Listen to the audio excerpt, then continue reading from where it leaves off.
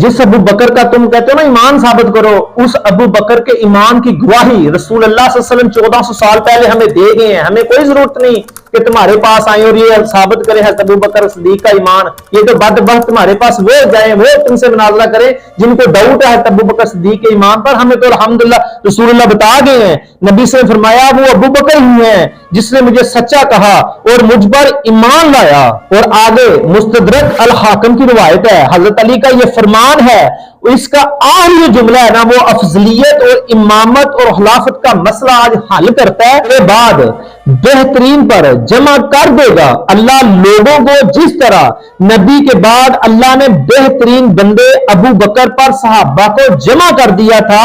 तो अली पाक ने बता दिया कि खलीफा अल्लाह बनाएगा और लोगों के जरिए बनाएगा और अफजल को बनाएगा, जिस तरह रसूलुल्लाह के बाद अफजल अबू बकर को खलीफा बनाया। ये मौला कायनात हमें बता गए हैं।